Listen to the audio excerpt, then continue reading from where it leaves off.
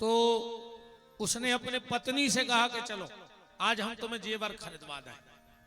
बहुत सारा पैसा लिया, मोटरसाइकिल पे चले गए पति पत्नी। रास्ते में जाके पत्नी की साड़ी गाड़ी के टायर में फंस गई। अब पत्नी गिर पड़ी, गिरी तो मौके भर गिरी, सो की नाक छुल गई पूरी।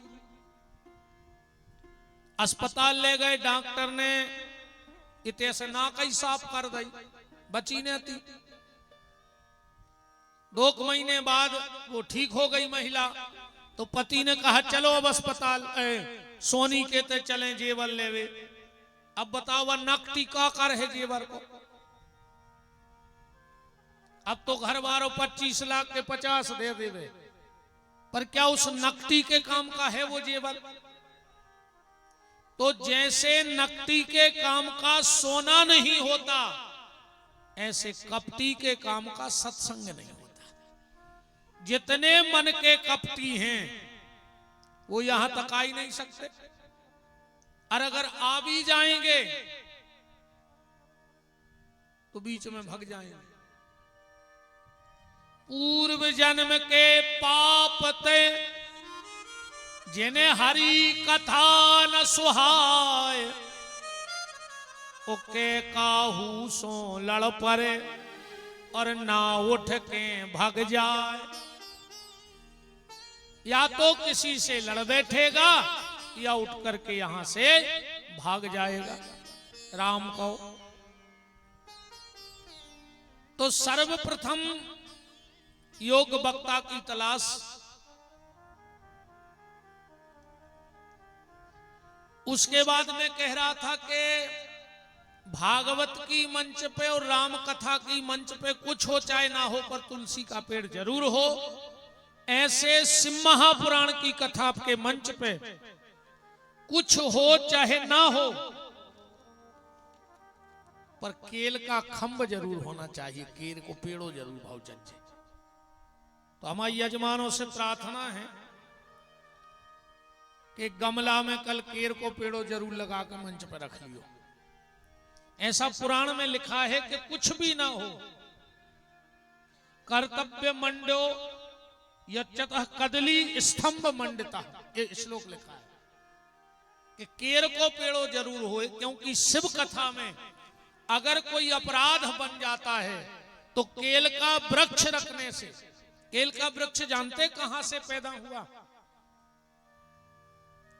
ये माताएं तो कहती हैं भगवान विष्णु हैं, केल है ना, विष्णु भगवान का पूजा करती हो ना, ये झूठ है। भगवान विष्णु नहीं है केल के पेड़ में। एक बात और ध्यान से सुन लो, जितने भी लोग एकादशी का व्रत करते हो या एकादशी के दिन हो सके तो केला नहीं खाना। जो फलहार में केला खाता है उसकी आने वाली पीढ़ी मूर्ख हो जाती है, उसके बच्चे, उसके घर में मंद बुद्धि औलाद पैदा होती है।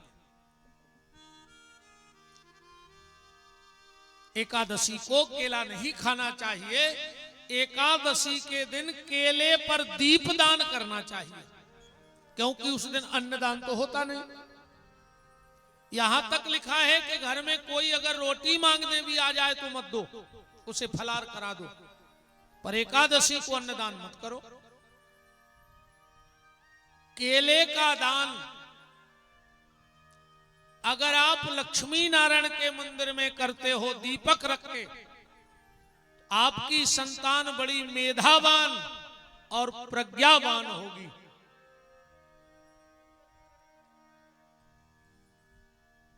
आओ जरा समझो केला के कौन है, केल का वृक्ष कौन है। एक समय की बात, देवराज इंद्र और देवगुरु बृहस्पति एकादशी के दिन कैलाश पर भगवान शंकर का दर्शन करने जा रहे थे, और उस तरफ से महात्मा दुर्वासा भगवान शिव का दर्शन करके लौट रहे थे। तो भगवान शंकर ने दुर्वासा ऋषि के गले में माला पहना दी थी, खुश होकर के। एक बात और ध्यान से सुन लो, कभी कोई संत, कभी कोई सदगुरु, कभी कोई महात्मा अगर तुम्हें माला पहनाए तो तुरंत गर्दन नीची कर लेना, क्योंकि संत सदगुरु महात्मा सबके गले में माला नहीं डालते हैं। बहुत भाग पुरुषों को गुरुदेव के हाथ की माला मिलती पहनने को। कभी व्यास गद्दी से कोई व्यास तुम्हें माला पहना दे, समझ लेना तुम्हारे बहुत बड़े संकट टल गए और बहुत कुछ अच्छा होने वाला है। जबकि व्यास सबको माला पहनाते नहीं गद्दी से, संत सबको माला नहीं डालते, संतों को तो सब माला पहनाते। कभी आप वृंदावन जाओ, अयोध्या जाओ, किसी ज्योतिर्लिंग पे जाओ, कहीं दर्शन करने जाओ, हजारों की भीड़ थी मंदिर में, पर वहां जब पुजारी जी ने भागुन ठाकुर जी की माला फेंकी और वो आके सीधा तुम्हारे ऊपर पड़ गई, तो समझना बहुत बड़ी कृपा है सरकार की तुम्हारे ऊपर। तुम्हारे ऊपर ही क्यों वो माला आई? उस माला को क्या करना चाहिए? लोग क्या करते हैं, लाए मंदिर के बाहर फेंक दी और घर आ गए। ये सबसे बड़ी जिंदगी में तुम चूक कर गए। उस माला को संभाल के घर लाओ, चाहे और कुछ रह जाए, तुम कुछ खरीदो ना खरीदो, अरे प्रसाद भी ना ले आओ पाओ तो कोई दिक्कत नहीं, पर अगर तुम्हें वो माला मिली है तो उसको संभाल के घर में ले आओ।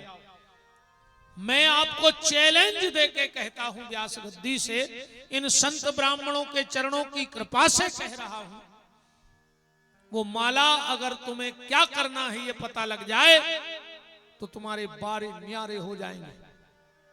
तुम कैलेंडर में आके वो डेट लिख देना और समय लिख देना कि इतने समय इतनी तारीख को मैं वृंदावन गया और भीतर से माला फेंकी और मुझे मिली। और 1 साल में तुम अपने घर के हालात देख लेना, बस क्या करना है तुम्हें उस माला का ये पता होना चाहिए। हम लोग वहीं फेंक के चले आते हैं। अब ये तो हम आगे बताएंगे कि माला का क्या करना चाहिए, अभी तो यहां आओ। दुर्वासा ऋषि ने माला पहन ली भोलेनाथ के द्वारा और बड़े प्रसन्न थे कि आज मुझे देवादिदेव महादेव ने अपने हाथों से माला पहनाई है, अब तो मेरी जिंदगी बदल जाएगी। तो कैलाश के शिखर से उतर रहे थे दर्शन करके, और यहां से हाथी पर बैठे इंद्र और देवगुरु बृहस्पति चले जा रहे हैं। दुर्वासा ऋषि ने देखा हमारा राजा आ रहा है इंद्र, तो सोचा कि ये माला उतनी मुझे आवश्यक नहीं, हम तो साधु संत हैं, हमें वैभव का क्या करना। क्योंकि एक बात और ध्यान से सुन लो, जब तुम्हारा वैभव ज्यादा बढ़ने लगे, जब तुम्हारा वैभव ज्यादा बढ़ने लगे इस मार्ग में, साधु के मार्ग में, तो समझ लेना कि भगवान अब तुमसे रूठ गए हैं। के मठ मंदिर और संपदा जब आवे भरमार, तो समझ लियो वा साधु से रूठ गयो करतार। अब भगवान तुम्हें माया में फंसा रहे हैं और अपने से दूर कर रहे हैं। माया में फंसाकर भगवान अब तुम्हारी परीक्षा ले रहे हैं कि तुम कितना माया में फंस रहे हो। तो दुर्वासा ऋषि ने विचार किया कि हमें तो आवश्यकता है नहीं किसी चीज की, पर ये मेरा राजा है, मेरा चेला है, अगर इसको भगवान सबका प्रसाद मिल जाए तो अगर राजा प्रसन्न होगा तो प्रजा प्रसन्न होगी।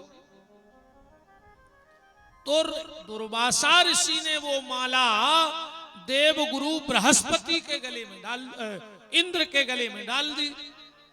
अब इंद्र तो भैया पद के मद में अभिमान में चूर चूर था। उसने विचार किया कि ये फक्कड़ बाबा अपनी पहनी पहनाई माला मेरे गले में डाल रहा है, ये जानता नहीं शायद कि मैं देवताओं का राजा इंद्र हूं, पर वो दुर्वासा को भी जानत तो कि ततज्ञा है बाबा, अगर नाराज हो गया तो सब सीताराम। तो तब तो कुछ नहीं कहा, जब माला पहनाई नीचे को गर्दन कर लियो, जैसे ही दुर्वासा आगे बढ़े उसने उतारी माला, वो हाथी की गर्दन पे फेंक दी। ऐरावत ने वो सूंड से माला उठाई, अब पैरों से कुचलने लगा, और दुर्वासा ऋषि लौट के आ गए।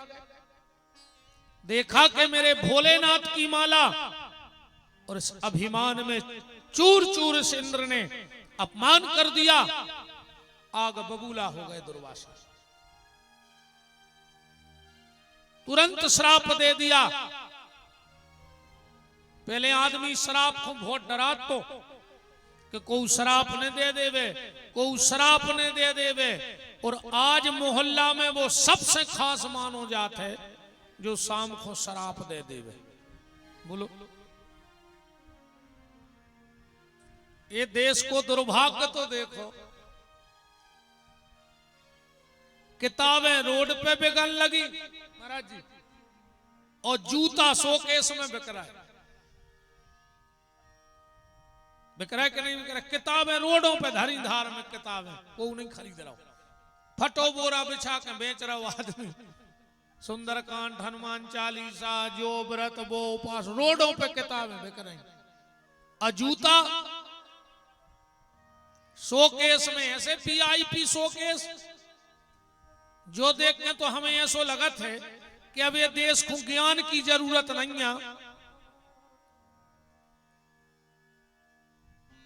समझ गए काय की जरूरत है? जब ही सुधर है, यही से शोकेस में धरे हैं वे। कि अब हमें धार्मिक पुस्तकों से ज्यादा जूते पसंद हैं। दूध रोडों पे घूम रहा है, कोई पी नहीं रहा हो, वो दारू को लेन लगा लगा कर पी रहा है। बोलो, अरे राम, क्या स्थिति बन के रह गई इस देश की। राम